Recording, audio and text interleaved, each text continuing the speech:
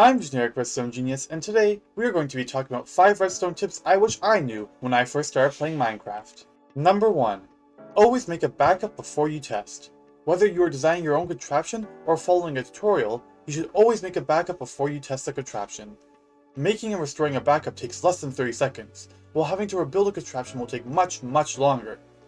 This is especially true if the contraption uses TNT, water, or slime and honey blocks.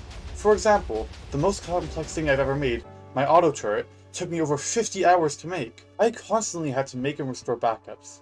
If I did make backups, I am not exaggerating when I say it probably would have taken me over 200 hours to make, due to how many times it self-destructed.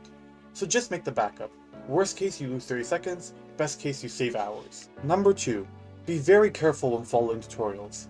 I recommend quickly watching a tutorial once before you build it, then once again while building.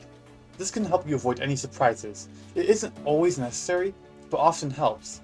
I usually watch the first time at 2 times speed so I can save some time. You also must ensure that the tutorial is for the correct edition, as Bedrock and Java Redstone are extremely different. You also need to check how old the tutorial is, as old tutorials may utilize redstone mechanics that were later removed or changed in the update. Some tutorials will say what version it works in. Otherwise, you can always ask in the comments. Number 3. If you're a beginner, be patient. When I played Minecraft for the first time over 10 years ago, I immediately tried to make my own redstone contraption. It did not go well, as I had literally no understanding of how redstone worked. I soon got frustrated and only played servers for a while, until eventually I gave it another try. But I wouldn't say I became competent at redstone until I'd been playing for about 5 years.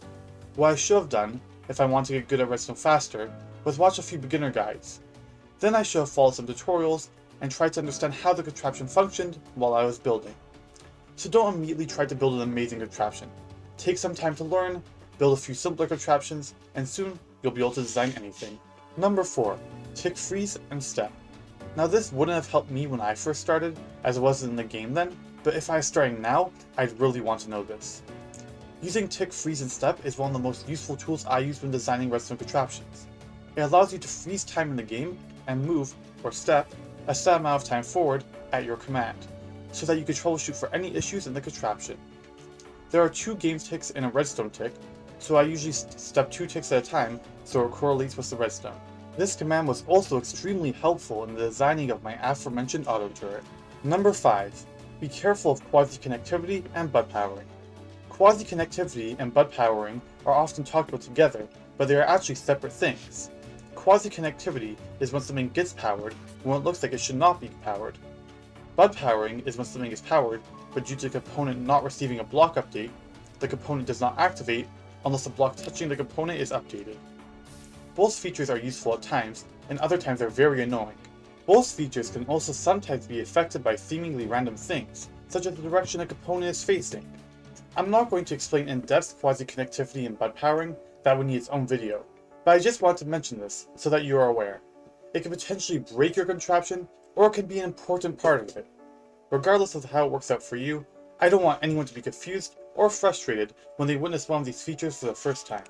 Thanks for watching. I hope I helped you take the first steps of your redstone journey. If you have any questions, please ask me in the comments below. I'll try to help as much as I can. But for now, I've been Generic Redstone Genius, and I'll see you in the next video.